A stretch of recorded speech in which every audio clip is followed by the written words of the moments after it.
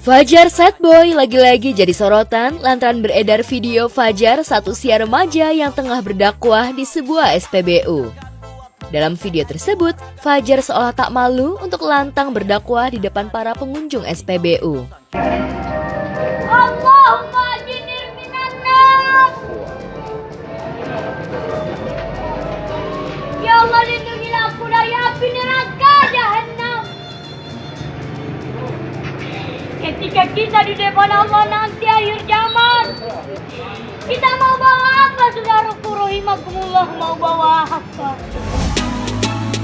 Sontak saja video Fajar saat tengah berdakwah menuai beragam komentar. Ada yang memuji, namun ada juga meragukan jika sosok dalam video itu adalah Fajar Sad Boy. Namun keraguan netizen seolah terbantahkan lantaran Fajar mengaku jika video yang beredar dan viral memang benar adalah dirinya. Benarkah saat berdakwah di SPBU dilakukan Fajar secara spontan? Ya betul juga sih. Itu kan biasanya itu spontan itu. Ya, Fajar memang dikenal sebagai selebriti yang religius, tak hanya jago berdakwah, tapi Fajar juga melantunkan ayat-ayat suci Al-Quran. Alam tara kaifa fa'ala rabbuka bi'ashabil fil. Alam yaj'al kaydahum fi tadlil. Namun benarkah lantaran gagal jadi pendakwah membuat Fajar pindah haluan menjadi seorang selebriti?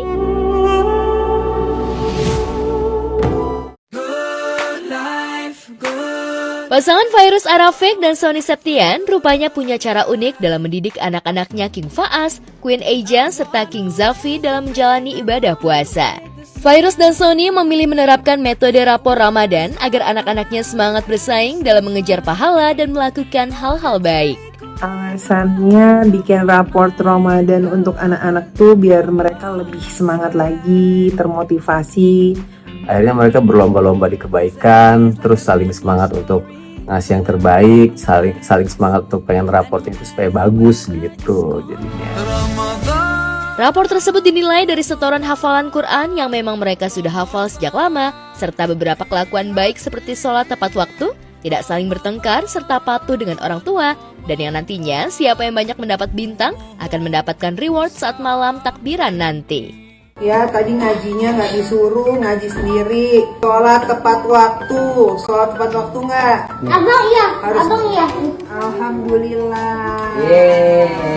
Selain catatan surat-surat yang dicatat di situ, ada penilaian tambahan kayak kelakuan baik yang dilakukan sama anak-anak. Sholat tepat waktu. Sholat tepat waktu. Terus juga Nggak boleh bertengkar, nggak boleh kakak bertengkar, adik. kakak adik. Terus nggak boleh berdebat, harus nurut sama orang tua. Metode yang dipakai Fairuz dan Sony memang cukup ampuh. Ketiga anaknya begitu bersemangat untuk mendapatkan bintang. Namun benarkah Zafi mendapatkan bintang sedikit daripada kakaknya? You are the best. Yes. Sholat tepat waktu. Iya. You are the best. Zafi. Tadi sengaja ya? Oh pinter. Sholat tepat waktu. Zafi hari ini sholatnya males-males jadi sedih. Poin dan stiker siapa yang paling banyak itu sampai sekarang kita masih belum hitung karena nanti dihitungnya itu nanti pada saat malam takbiran. Ya, Fairuz dan Sony memang sudah membiasakan anak-anaknya bersahabat dan cinta Al-Quran. Terbukti King Faas yang kini sudah berusia 13 tahun sudah hafal hingga juz 27. Sementara Ejas juga sudah hafal juz 30, sementara Zafi sudah mulai hafal surat pendek. Ya ma'syara jinni wal insi in istata'tum an ta'budu Wailul lil mutaffifin alladzina idza salu 'alan nasi yastawfun ar-rahman ir-rahim maliki yaumiddin. Jadi anak-anak itu kalau kayak Abang Fas itu kan dia sekarang menghafalnya itu dari juz 30 sampai ke 27 sebentar lagi selesai. Nah, kalau untuk kakak Ejas sekitar di juz 30 karena kakak Ejas alhamdulillah sudah mulai banyak menguasai. Untuk Zafi itu masih surat-surat pendek, Al-Ikhlas, An-Nas, Falak, Al-Fatihah. Lantas seperti apa target Sony dan Fairuz serta anak-anak untuk khatam Quran di Ramadan tahun ini? Target khatam Qurannya Masya Allah tabarakallah, didoain aja.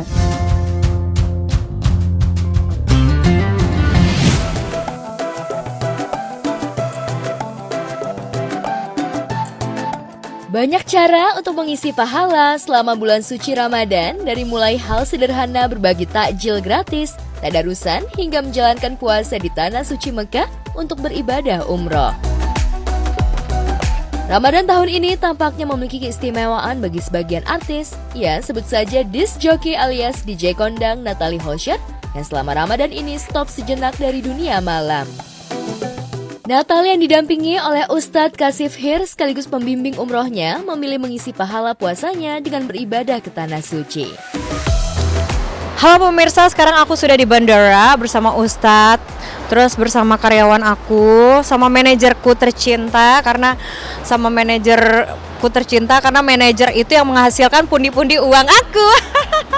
Yaudah, jadi aku ajak umroh bersama pasangannya juga, adik-adikku. Ini aku bawa preman juga ya. Takutnya ada ada yang colek-colek aku, dia kayak siap gitu. Ini aku bawa preman juga. Enggak, ini adalah bodyguard aku kalau misalkan aku lagi perform. Alhamdulillah cerah ya, bangun pagi ya. Biasanya bangunnya siang karena kan nge-DJ, sekarang bangun pagi. Alhamdulillah karena mau umroh jadi segar dan persiapannya juga alhamdulillah semuanya. Kenapa di bulan Ramadan? Karena ingin menikmati aja gimana sih rasanya puasa di sana gitu, jadi double gitu pahalanya. Janda Sule ini tak pergi sendirian, ia memboyong Azam putra sematawayangnya, keluarga, serta belasan karyawannya.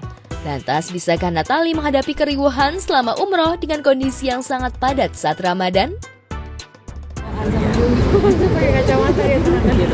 Aku sih udah nanya Ustadz, katanya aman-aman aja, sama teman-teman aku yang udah punya anak juga aman-aman aja. Menariknya, wanita 33 tahun yang kerap tampil seksi saat nge-DJ justru kali ini terlihat cantik dengan mengenakan hijab berwarna putih.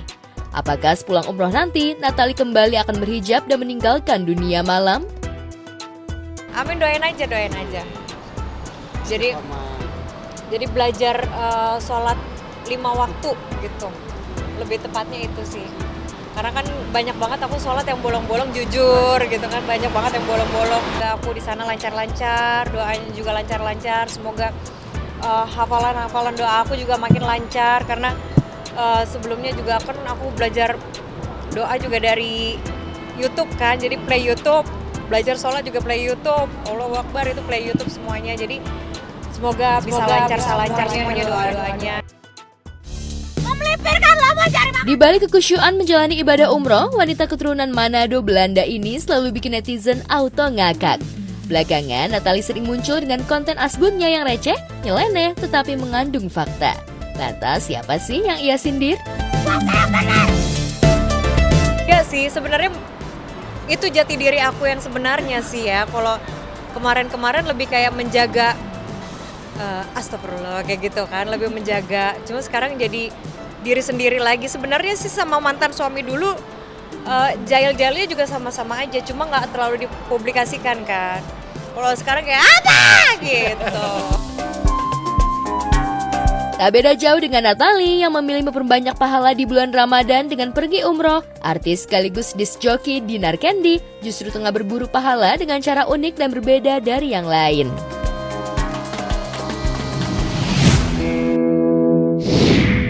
Melalui unggahan di sosial media pribadinya, wanita asal Bandung ini bikin lomba surat pendek yang disiarkan setiap sore secara live di sosial medianya. Tak tanggung-tanggung, Dinar menyiapkan hadiah berupa tiket umroh dan uang puluhan juta rupiah. La ilaha illa huwal hayyul qayyum, la ta'khudhuhu sinatun wa la nawm, له ما في السماوات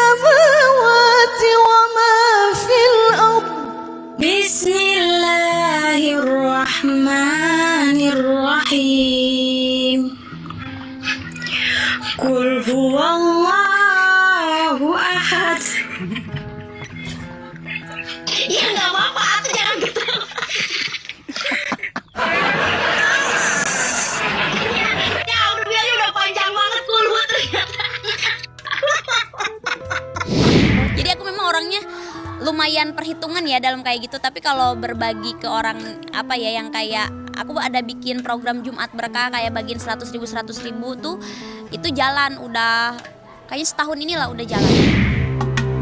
Meski bakat dan profesinya sebagai DJ selalu berpenampilan seksi, namun wanita 32 tahun ini masih rajin mengikuti berbagai kajian, sampai-sampai Dinar sempat ditunjuk jadi ketua pengajian loh. Masya Allah ya. Ustazah mau nanya, jadi kan aku tuh kalau abis sahur tuh kan kita kayak nunggu buat sholat subuh kan. Lagi nunggu gitu ketiduran, bangunnya jam 10. Oh sama Umi nih, sama Umi harus paling aktif, harus di depan, Dinar yang nanya gitu. Jadi aku bener-bener di depan tuh yang nanya segala macem gitu. Bulan puasa tuh biasanya seminggu sekali. Kalau bulan biasa tuh sebulan sekali sama Umi Pipik. Ya kita ngumpul-ngumpul aja. Maksudnya nunjuknya juga bercanda biar dia semangat mau ngaji.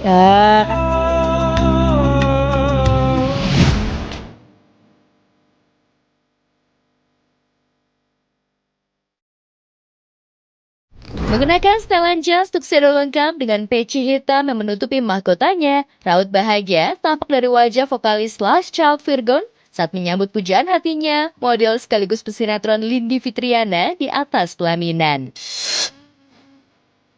Kemarin, Virgon resmi melepas masa dudanya dengan mempersunting Lindi dengan prosesi akad nikah dan pesta serba tertutup, hanya dihadiri keluarga dan kerabat dekat.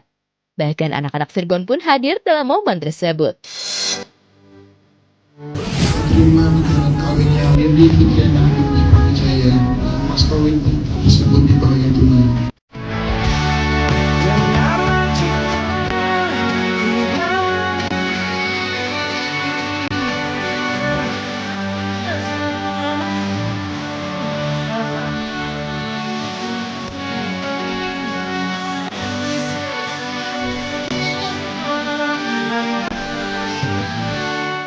Alhamdulillah acara berjalan lancar, tidak ada masalah dan sekarang sudah sah. Untuk teman-teman media, mohon maaf, ini acaranya tertutup. Mungkin nanti besok akan ada pemberitahuan. Karena saya datangnya agak terlambat, acara akad nikahnya sudah selesai. Jadi hanya menyampaikan selamat buat Mas Firgon dan Mbak Lindi. Kemudian setelah itu kami langsung balik karena kebetulan ada kerjaan lagi. Keluarga juga hadir semua.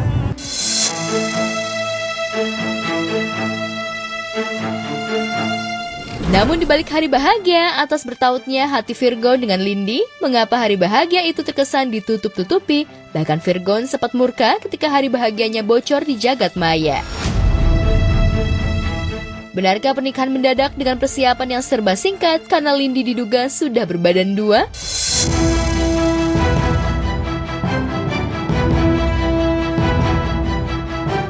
Para haters seolah makin puas setelah Virgon resmi menikah, sementara Inara kian nelangsa karena Ihsanul justru ngotot ingin kembali ke pelukan istri sahnya, Wardatina Mawa, meski akhirnya dicerai juga.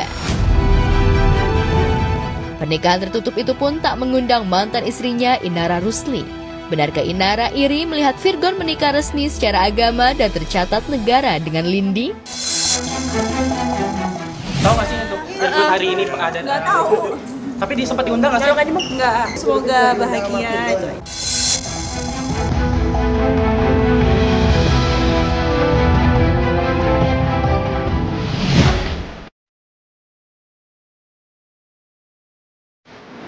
Lagi-lagi nama aktor Jeffrey Nicole menggemparkan dunia maya pasca kisah asmaranya kandas di tengah jalan dengan model cantik asal Malaysia, Amira Khan.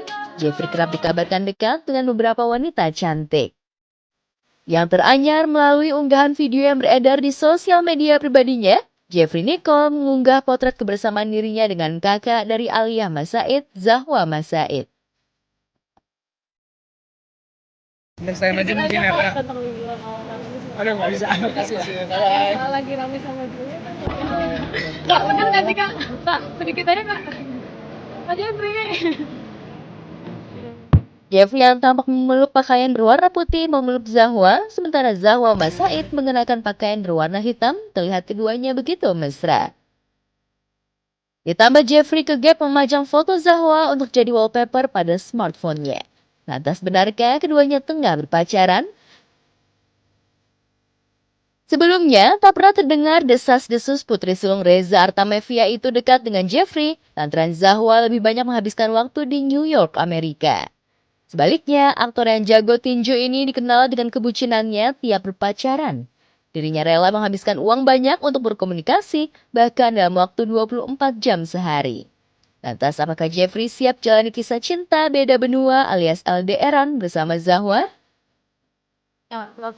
Iya, salah satunya itu. Karena kita LDRan jadi at least yang kita bisa lakuin ada on call aja.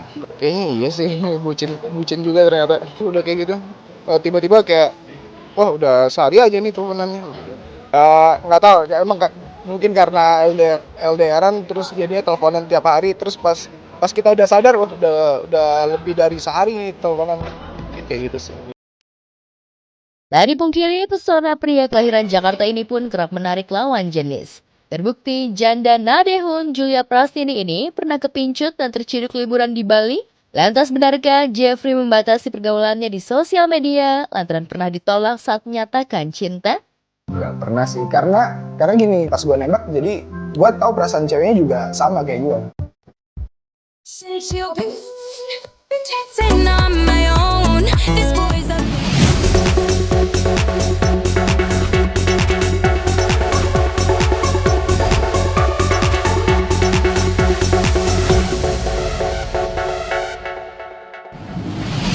Gercep banget ini ya, Jeffrey Nicole gonta-ganti pasangan. Gak pakai lama dari Jule langsung ke Zahwa Masaid.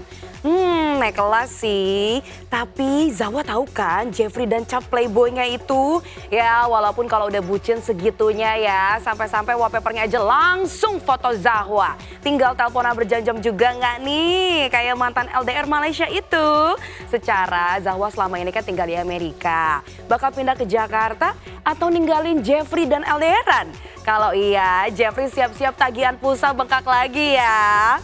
Alright pemirsa, good morning. Bersama saya Natalia Hosiana. Pagi ini kita akan nge-spill cerita selebriti yang paling update, paling viral, dan paling hot hanya di obrolan seputar selebriti. Coming up next ada Ria Ricis yang pamer gepokan 50 ribuan setumpuk. Wah, ini udah mulai bagi-bagi THR kah? Selengkapnya sesaat lagi tetap di obrolan seputar selebriti.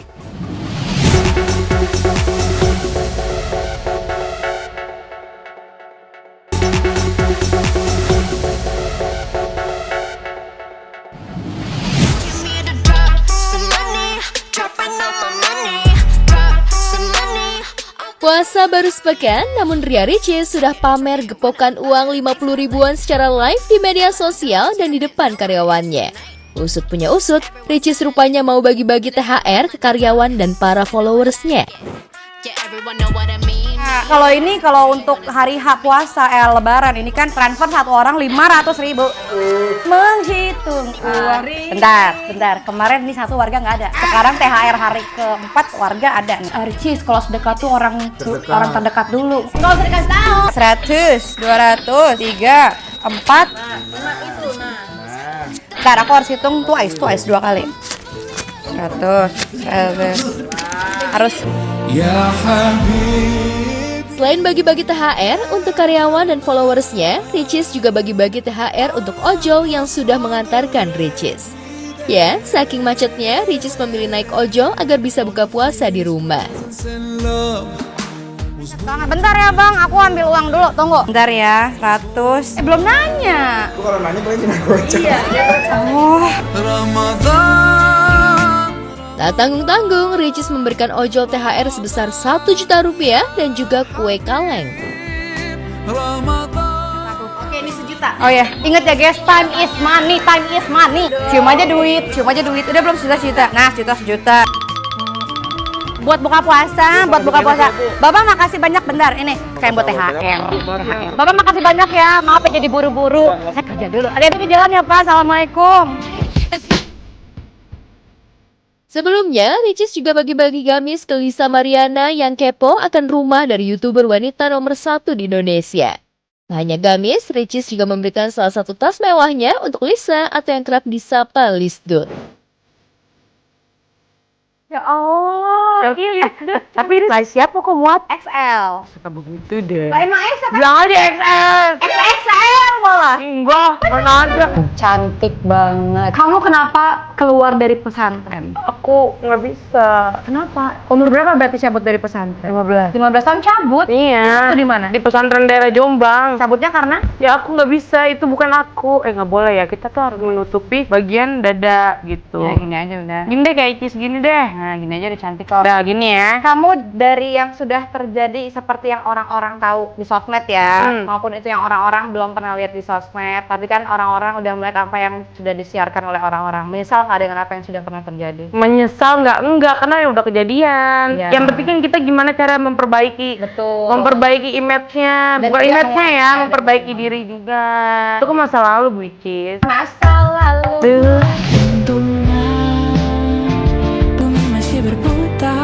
Selalu setia mendampingi Amar Zoni kekasihnya, bahkan menjadi garda terdepan membela Amar. Namun siapa sangka, Camelia merasa lelah baik secara fisik maupun mental lantaran sudah terlibat jauh dari kasus Amar. Saking lelahnya, Camelia tak mampu membendung air matanya di hadapan para juru warta. Lantas benarkah ada komitmen yang dilanggar Amar hingga membuat Camelia emosi? Udah, aku nih sudah terlalu dibawa jauh banget sih sama Bang Amar gitu. Tapi ya udahlah, ini kan emang bukti yang harus kita keluarin gitu. Ya tanya aja, kalau itu aku nggak bisa ngomong, tanya sama Bang Amar aja komitmen apa yang harus dijalani selama mau mengurusin aku, urusin dia. Jadi cuma itu, capeknya karena ya udah capek lah. Kalian juga kan ngikutin Bang Amar tiap minggu pasti ada rasa capeknya gitu loh. Cuma kalau aku tinggalin, siapa lagi tuh yang mau ngurusin dia? Siapa lagi tuh yang mau ngurusin dia? Mengaku lelah, namun Camelia tak bisa meninggalkan Amar dalam kondisi terpuruk. Apalagi sejak awal dirinya lah yang selalu mengurus keperluan Amar saat berada di dalam bui. Apalagi Aditya Zoni dan Panji seolah absen untuk mengurus Amar kakaknya karena sibuk dengan pekerjaannya. Nah saat itu Bang Amar nggak ada siapa-siapa yang ngurus, sampai pihak kepipin aja tuh aku yang ngurus, adik-adiknya nggak ada yang ngurus gitu kan, karena adik-adiknya juga sibuk kerja, capek banget gitu loh, dan aku tahu semuanya gitu loh yang terjadi sebenarnya. Enggak, iya kan aku bilang apa selesai sidang balik lagi, nggak usah nanya soal jodoh itu di tangan Allah, mau aku jodoh mau aku enggak, semua ikhlas, aku ikhlas. Karena apa? Karena aku tahu egois nggak sih setelah Bang Amar ada kasus kayak gini aku ninggalin dia, itu sangat egois. Tidak ada satupun saudaranya, tantenya, adiknya ada nggak ketemu. Sampai aku minta adiknya untuk bertemu aja, aku utus driver aku suruh jemput. Sudah begitu berjuang menemani Amar, namun ada saja nyinyiran yang diterima Camelia hingga membuat mentalnya down. Ya pastilah, banyak lah, namanya hidup ada yang suka dan tidak suka, banyak gitu. Capek kayaknya aku gitu ya, tiap-tiap nih udahlah, ini aku sudah membantu Bang Amar sampai sedemikian rupa, sudah tinggal serahin ya, kan semua tinggal pledo, itu udah urusan PH lah ya, bukan urusan aku lagi. Di sisi lain, Amar pun dibuat kecewa lantaran saksi yang diharapkan bisa meringankannya justru tak hadir. Namun meski kecewa, Amar masih berharap pledoi yang akan dibacakannya nanti bisa diterima oleh hakim. Saksi sudah punya kuncinya di situ dan sudah disurvei juga gitu ya kan, tadi malam gitu kan sudah di-cross check gitu loh. Dari dia punya bukti kalau memang ada foto dan video kita dipukulin gitu loh. Dan itu yang sebenarnya saya pengen, cuman mungkin kata Objo nanti bisa dilakukan di pledoi.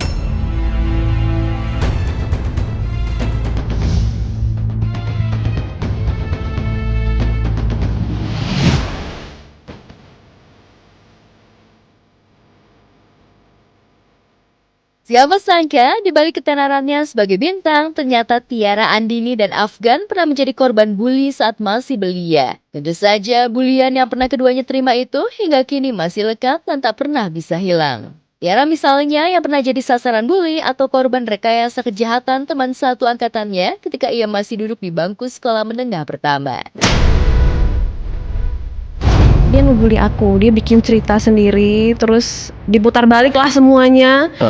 Dan aku jadi lakonnya di situ kayak ini anak ini bersalah nih gitu. Terus aku akhirnya dibully satu angkatan. Kelas 2 SMA aku The Voice, kelas 3 SMA aku Idol. Jadi aku merasa kayak alhamdulillah aku ada kehidupan baru meninggalkan mereka.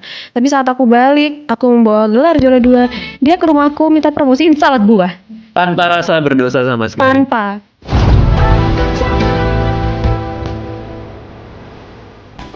Bertahun-tahun mendapat bulian dari rekan seangkatan membuat Tiara trauma.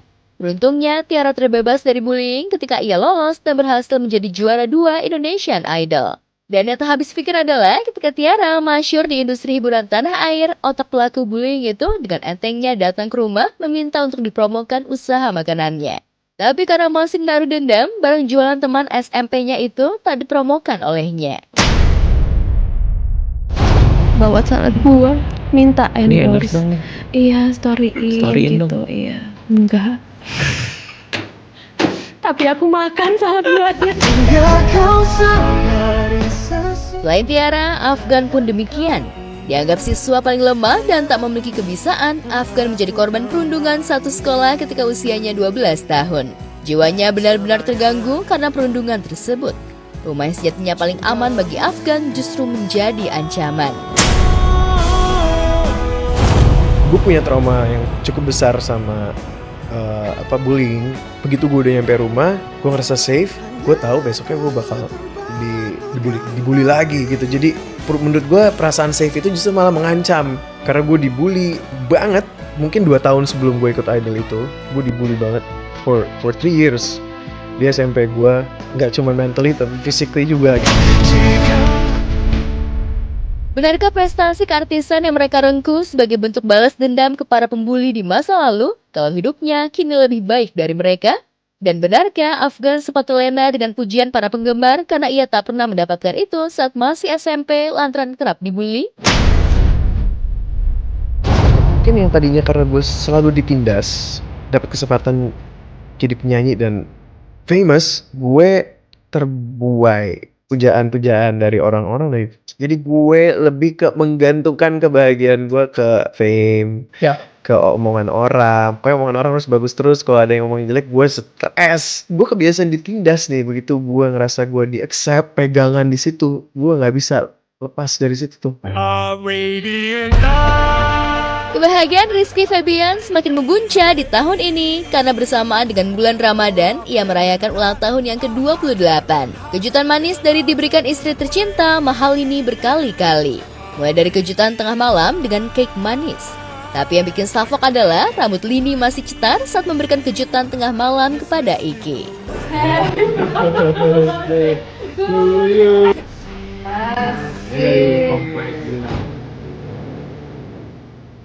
Sore harinya, Lini kembali membuat kejutan dan menyulap Iki jadi Aladin dan mengundang para sahabat karibnya ke pesta ulang tahun. Pesta ulang tahun itu dibuat Lini dengan tema Arabian Night.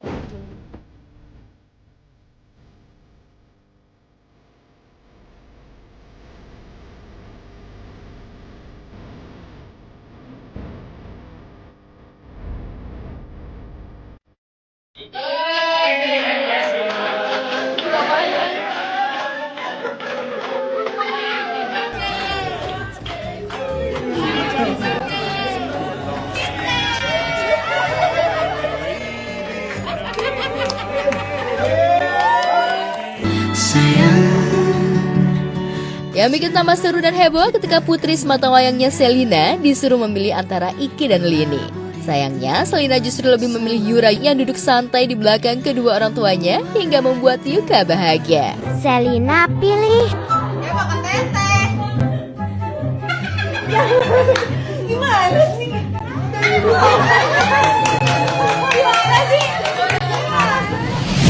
Happy birthday Iki, Papa Aladin. Ih, happy banget pastinya ya dapat kejutan beruntun dari istri dan sahabat. Gak perlu pesta mewah, yang penting meriah dan bisa kumpul bareng-bareng dengan orang-orang tersayang. Dari semua momen seru perayaan Ulta yang bikin salfok ketika Selina lebih milih meluk Yura daripada lari pelukan Mama Lini dan Papa Iki. Ini sih the real kejutan ya buat Iki yang lagi Ulta. Walaupun Mama Lini juga dibuat kaget dengan kerendomannya Selina. Well, yang penting semuanya happy ya. Oke pemirsa, kita akan kembali sesaat lagi, jadi tetap di obrolan seputar selebriti.